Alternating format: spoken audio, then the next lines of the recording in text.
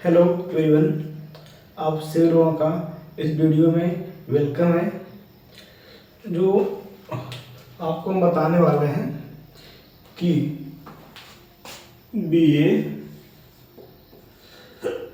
Plus BSc की जो exam हो रहे हैं उसके बारे में आपको हम डिटेल बताने वाले हैं। जैसे कि MSDU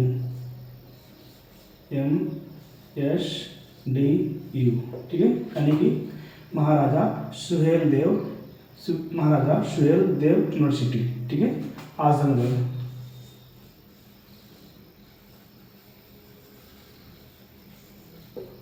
ठीक है, जो इसमें एग्जाम हो रहे हैं BA-BSc के, उसके बारे में आपको हम डिटेल बताने वाले हैं।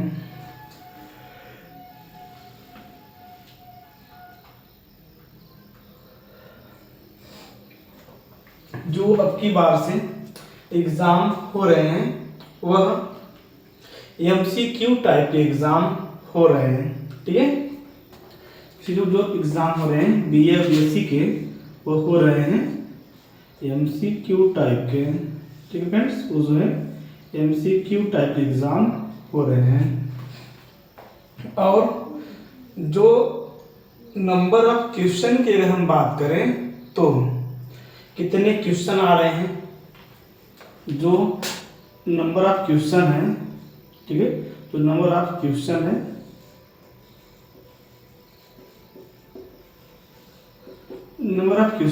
ठीक है, चाहे BA चाहे BSc दोनों की बात कर रहे हैं, वह है 75, ठीक है, यानी वो 75 है, ठीक है। और बात करें माइनस मार्क की, निगेटिव मार्क की, तो निगेटिव मार्क नहीं है इसमें, जो नो निगेटिव मार्क,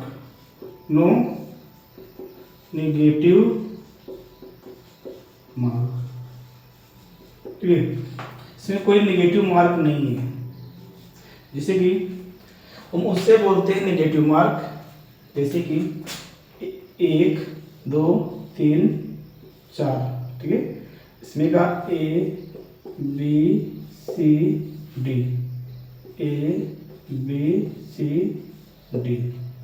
ठीक है, इस तरह सब में रहेगा, इसी तरह से सब में रहेगा, इसमें रहेगा, ठीक है।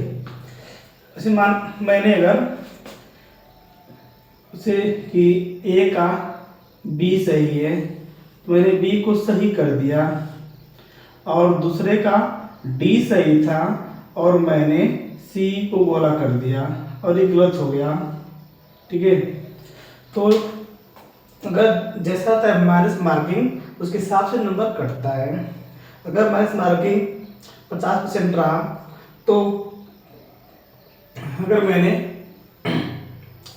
2 क्वेश्चन किया है, ठीक है, तो 1 क्वेश्चन कट जाएगा, इसका भी नंबर नहीं मिलेगा और 1 का मिलेगा, ठीक है।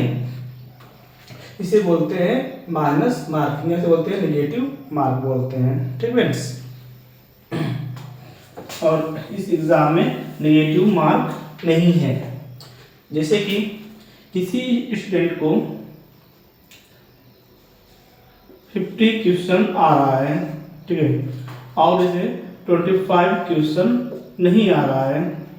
अगर वह 50 क्वेश्चन कर ले जाता है तो 25 क्वेश्चन को वो करना चाहता है, ठीक है, बाई ऑप्शन से किसी भी विधि से करना चाहता है। हो सकता है कि 25 में 5 सही हो जाए, 5 सही हो और 20 रॉन्ग हो जाए, तो उसका कोई भी नंबर नहीं कटेगा, ठीक है फ्रेंड्स। जो भी BA-BSc वाले हैं बातों को ध्यान से सुने।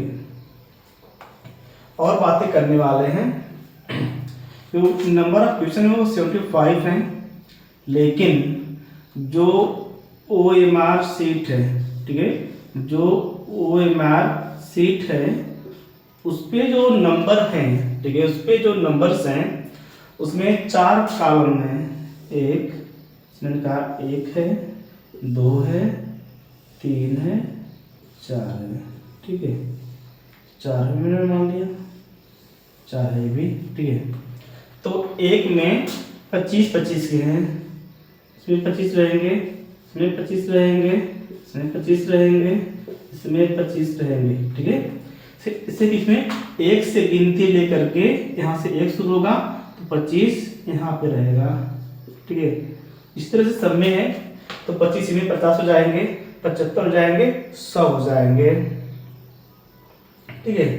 लेकिन इसमें तो 100 दिया है, लेकिन हमको बस 75 तक ही करना है, हमको बस 75 तक ही गोले करना है और 76वां गोला नहीं करना है। इस बात को ध्यान दें सही विद्यार्थी। कुछ लोगों की कंफ्यूजन ये होगी, जो मैंने तो 75 किया, क्या 25 छूट जाएगा? बिल्कुल हमें 25 छोड़ देना है, उसके बारे में हमें कोई चर्चा नहीं करनी है, ठीक है फ्रेंड्स।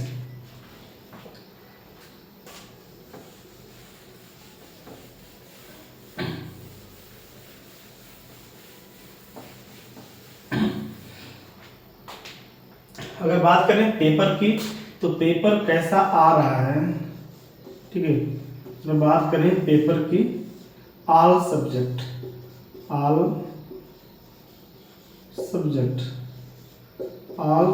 की बात कर रहे हैं, ठीक है। बीए हो चाहे बीएससी हो, जो पेपर्स आ रहे हैं वह 4 सीरीज में आ रहे हैं। जैसे कंपटीशन का एग्जाम होता है, बिल्कुल उसी तरह के पेपर बन के आ रहा है। जैसे series A, B, C, D, ठीक है। 4 सीरीज में पेपर आ रहा है। सिर्फ अगर 4 बच्चे बैठे हैं तो चारों का जो पेपर होगा वो सेम नहीं होगा, ठीक है।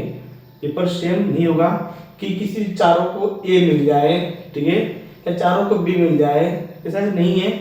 पहले वाले को ए मिलेगा, दूसरे को बी और सी डी, ठीक है। इस तरह से कॉपी जो है वो बढ़ रही है, इस बात का ध्यान दें।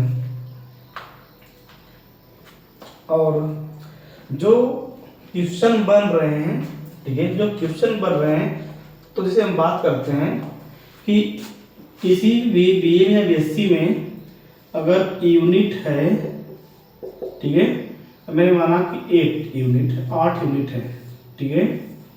तो अगर कोई स्टूडेंट ये सोचता है कि अगर मैं 5 यूनिट पढ़ लेता हूँ और मैं 3 छोड़ देता हूँ, ठीक है, 3 यूनिट को छोड़ देता है, तो क्या होगा, ठीक है।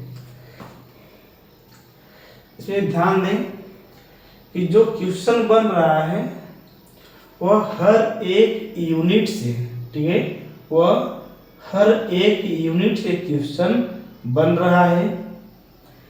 किसी किसी यूनिट से 7 बन रहा है, किसी से 5 भी बन रहा है, किसी से 8 भी बन जा रहा है, किसी यूनिट से 4 भी बन जा रहा है। यानी कि जो क्वेश्चन है वह हर एक यूनिट से पूछा जा रहा है। तो सभी विद्यार्थियों को हर एक यूनिट को कवर करना होगा, ठीक है। और इसको आप बहुत ही अच्छे से पढ़ें, हर एक यूनिट को। अगर आपने एक भी यूनिट मिस किया, समझिए आपका 3 से 4 क्वेश्चन चला जाएगा, ठीक है। बहुत से ऐसे स्टूडेंट्स होते हैं कि उनको अपने पे विश्वास नहीं रहता कि मेरा सही हो रहा है कि नहीं हो रहा है, तो दूसरे से पूछने में लगे रहते हैं कि तुम बता दो। उसको खुद नहीं आ रहा है, तुमको क्या बताएगा।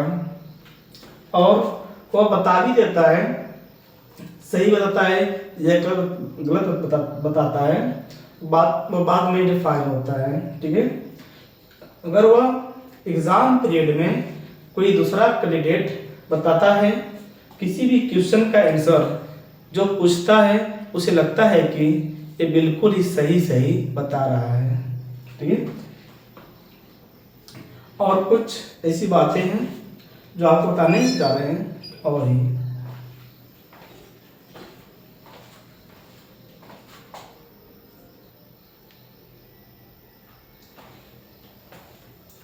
और फ्रेंड्स, जैसे कि जो एग्ज़ाम हो रहे हैं तो आपके पास समय बहुत ही कम बची हुई है, तो इसमें क्या गलती न करें, बच के रहें, एग्ज़ाम बेहतर हो जाए।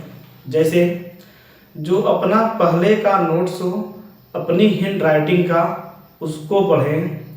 एग्ज़ाम पीरियड में कभी भी कोई बुक न लें, क्योंकि जो बुक की लिखावट होगी आपको समझने में थोड़ा वक्त लग जाएगा, लेकिन जो हमने खुद लिखा है अपने हैंड से, आपने जो खुद लिखा है अपने हैंड से, उसको समझने में आपको समय नहीं लगेगी, और जो आपने लिखा है वो आप उसे जानते हैं और उसे आसानी से कर ले जाएंगे। ठीक है फ्रेंड्स, जब भी एग्ज़ाम रहे अपने नोट्स को पढ़ें, नई बुक कभी न लें। ठीक है फ्रेंड्स, मिलते हैं किसी नेक्स्ट वीडियो में और किसी न किसी ट्रिक के साथ मिलेंगे आपसे। तब तक के लिए धन्यवाद।